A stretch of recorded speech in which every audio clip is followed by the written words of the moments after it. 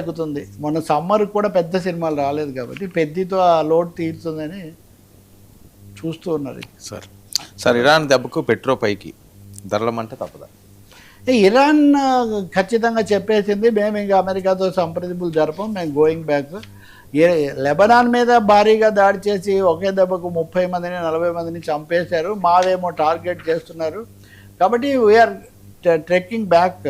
ఇంకా మేము exchange of notes అమెరికాతో ఏమీ ఉండదని ఇరాన్ ప్రకటించిన తర్వాత ఒక్కసారిగా పెట్రోల్ ధరలు పెరగడం అనేది జరుగుతోంది. చాలా భారీగా ఇంకా పెరుగుతాయని ఇప్పుడు మీరు ఎకనామిక్ ఫైనాన్స్ పత్రికలు కనుక చూస్తే లెక్కలు కూడా చెప్తున్నారు ఏ స్థాయిలో పెరుగుతున్నాయి. ఇంకా తుదిగా ఏదైనా ఉపశమనం రాకపోతే చాలా ఇబ్బంది. కానీ ఈ లోపల ఏంటంటే ట్రంప్ అని ఆయన టోటల్గా యూటర్న్ తెచ్చుకున్నాడు. నిన్న మనం అప్పుడప్పుడే మాట్లాడుతున్నాం, ఇజ్రాయెల్ నెతాన్యాహు చాలా ఘోరంగా ఉన్నాడు, పిచ్చోడు, వీడిని అరెస్ట్ కాకుండా నేను కాపాడుతూ ఉంటే వాడేమో మొత్తాన్ని తగలబెట్టేట్టుగా ఉన్నాడని ఆయన కోప్పడ్డాడు.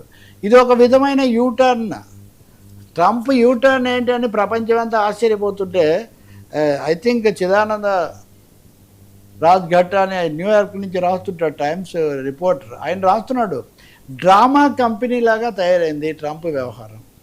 ఈ డ్రామా కంపెనీ లాగా తయారై దేశ ప్రజలు కానీ అంతర్జాతీయ సమాజం కానీ ఎప్పుడు ఏం చేస్తాడు, ఎందుకు చేస్తాడు అర్థం కాని ఒక అయోమయ వ్యవస్థలో ఆర్థిక వ్యవస్థలు, కరెన్సీలు, వాణిజ్యాలు అన్నీ కూడా తలకిందులు అవుతున్నాయి. భారతదేశంలో ఆర్థిక నిపుణులు కూడా ఇప్పుడు కనుక మళ్ళీ యుద్ధంలో మళ్ళీ ప్రజ్వలన ఇంకో ఘట్టం కనుక వస్తే దేశంలో ధరలు కూరగాయల దగ్గర నుంచి నిత్యావసరాల దగ్గర నుంచి రాకపోకల ఛార్జీల దగ్గర నుంచి చాలా భారీ ఎత్తున పెరుగుతాయి. రాకపోకల మీద ప్రత్యేకించి అధ్యయనం చేసిన ఒక రవాణా నిపుణుల సంస్థ కూడా ట్రాన్స్పోర్ట్ ఛార్జెస్లో భారీ విడత పెరుగుదల కూడా రాబోతుంది. ఇప్పటికీ ఒక 28 రూపాయలు పెరిగింది పెట్రోల్ అని చెప్తున్నారు. కాబట్టి ప్రపంచం చాలా కొంచెం ఆందోళన చెందుతోంది ఇరాన్ పరిణామాలు రివర్స్ కావటం పట్ల.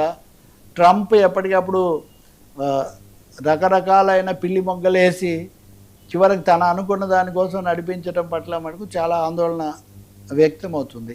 ఈ పెట్రోల్ ధరలు పెరగడం అంటే ఇప్పటికే గ్యాస్ను కూడా నియంత్రిస్తారేమో అనే సందేహాలు కూడా వస్తున్నాయి. థ్యాంక్ యూ సో మచ్ రావు గారు. ఇది ఈనాటి ఫ్రాంక్లీ విత్ తెలుగు. 9 న్యూస్.